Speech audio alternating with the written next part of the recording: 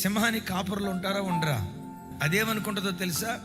నా పంజానే నా కాపరి, నా బలమే నాకు కాపరిని బలాన్ని కాపరిగా చేసుకుంటాయి.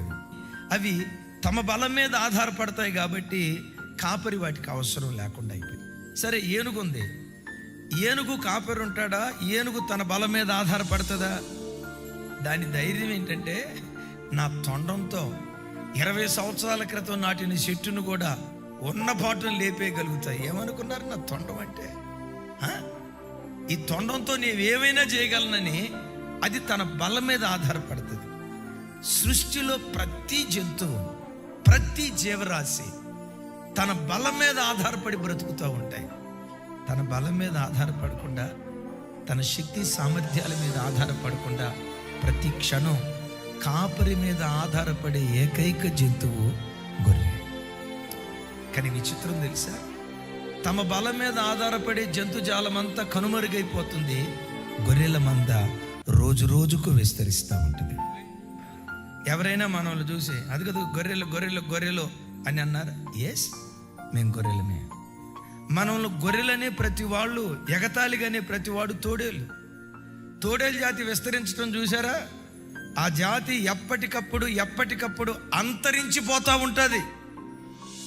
సింహాల జాతి అంతరించిపోద్దేమో, తోడేళ్ల జాతి అంతరించిపోద్దేమో, వేట కుక్కల జాతి అంతరించిపోద్దేమో. గొర్రెల సంతతి రోజు రోజుకు అది ప్రవర్తమానం చెందుతూ ఉంటుంది. నాకు బైబిల్లో హృదయాన్ని ఉప్పొంగ చేసే ఒక మాట ఏంటో తెలుసా?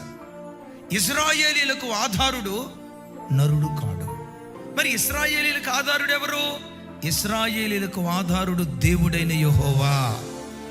ప్రపంచంలో ఏ ఆధారమైనా, అది సాఫ్ట్వేర్ రంగమా, కంపెనీ సెక్టారా, ఫ్యాబ్రికేషన్ సెక్టారా, ఎడ్యుకేషనల్ సెక్టారా, ఏ సెక్టార్ అయినా లోకంలో ఉన్న ప్రతి ఆధారం ఏదో ఒక రోజు కదిలిపోతుంది. నేనంట ఎప్పటికీ ఎన్నటికీ కదిలిపోక చిరస్మరణీయంగా నిలిచి ఉండే ఏకైక ఆధారం దేవుడనే ఆధారం. అందుకని ప్రభు బిడ్డలారా, నీవు గొర్రెగా దేవుని సన్నిధిలో బ్రతుకు. ఆయన నా కాపరి. గొర్రె కాపరి మీద ఆధారపడ్డట్లుగా కరువు వచ్చిందా? కాపరి మీద ఆధారపడు. ఇంట్లో అనారోగ్యమా? కాపరి మీద ఆధారపడు. భార్యాభర్తల మధ్యలో అసమాధానమా? కాపరి మీద ఆధారపడు. పిల్లలు మాట వింటలేదా? కాపరి మీద ఆధారపడు. ఎవరికి చెప్పుకోలేని గుండె కోత హృదయక్షేత్రంలో అనుభవిస్తున్నావా? సమస్య ఏదైనా నేను ప్రకటించే నా దేవుడు నీ సమస్యకు చాలిన దేవుడు.